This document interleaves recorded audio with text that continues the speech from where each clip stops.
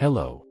And welcome. So, this will be day 1 of recreating Pinterest designs. Let's get right into it. Here we have a TV shelf with a shelf and a cabinet on one side and slab at the bottom. So, how to approach a design at first is the main thing when creating stuff like this. Let's start from the right end first. There is a cabinet, which I am assuming to be 90 centimeters wide. Half of that will be 45 centimeters. Then there is a shelf that is a little less wide than half of the cabinet.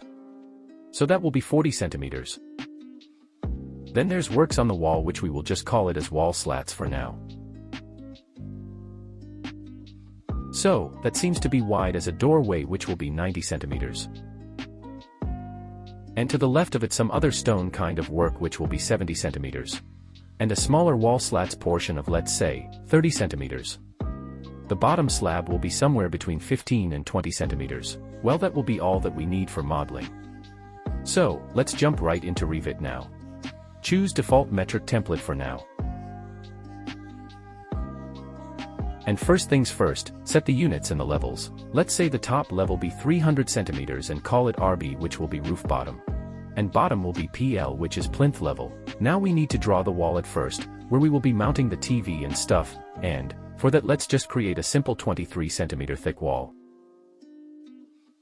Draw the wall, and how long will that wall be? Yeah, remember our dimensions, folks. We have a 30 centimeter, then a 70, a 90, a 40 centimeter wide shelf and another 90 for the cabinet, so a total of 320 centimeter.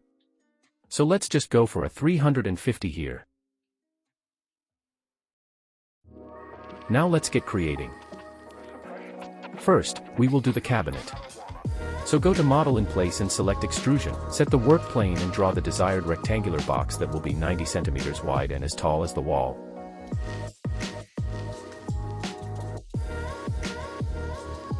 It is supposed to have 45 centimeters of depth. Now let's put some voids into it so as to show that the doors are separated using void extrusion tool. After that, apply some material to it, preferably wood. This is important because during rendering, we will be applying high-quality materials again, so material differentiation is needed, otherwise, everything that does not have any applied material on Revit will look the same while rendering, regardless of what we apply in the rendering software.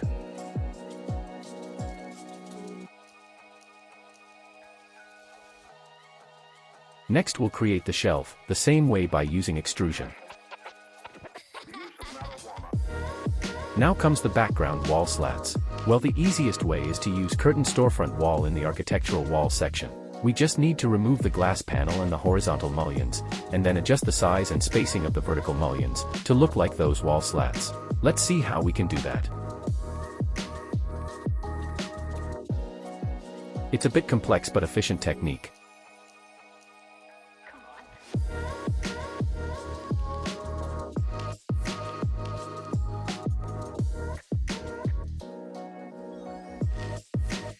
Now with the wall slats done, let's move on to the mid-rock section.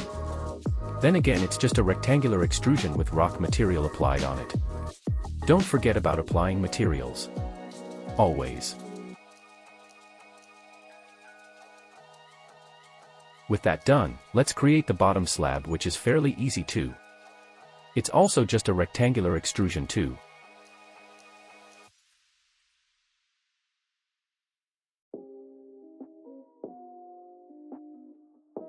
I added some final touch to the slab using the sweep tool for the nosing and void extrusion to create small gaps between those designs. Also added a floor to the plan, and now let's create some wall around it, and the ceiling too.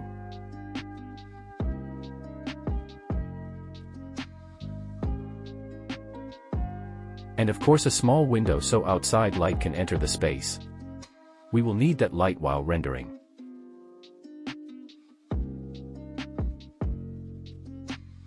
Well, that's about it on creating the model, so let's jump right into our rendering software, which will be D5 Render.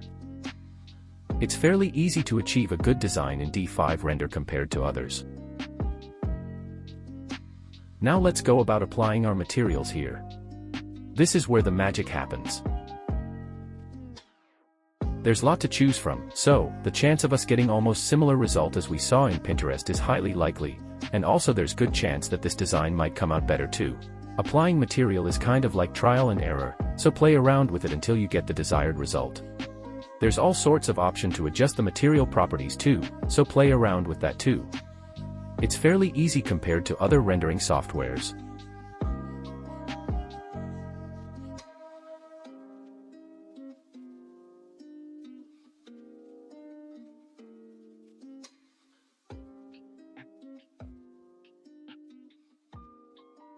Now let's add some models to it to bring life to the design. As I said, you can adjust the size and positioning of the models fairly easily to get that realistic look. There's all sorts of models here to make our space realistic.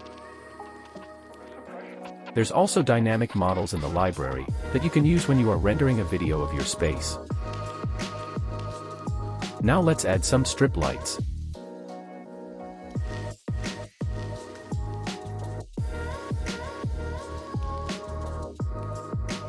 We can adjust the size and angle of these lights easily, as well adjust their intensity and other parameters too.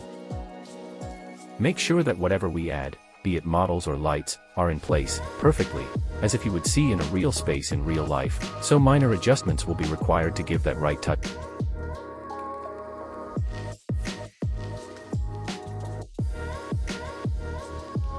Now with everything in place, let's take the camera and set everything up and render it.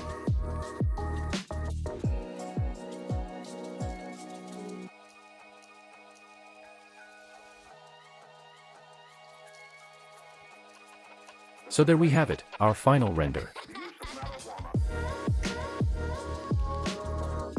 Hope you liked the video. Don't forget to like, share and subscribe. If you have any doubts or any workaround of doing some stuff that is better than how I did, feel free to address in the comments. I would love to learn and discuss with you. Goodbye, and I'll see you in the next.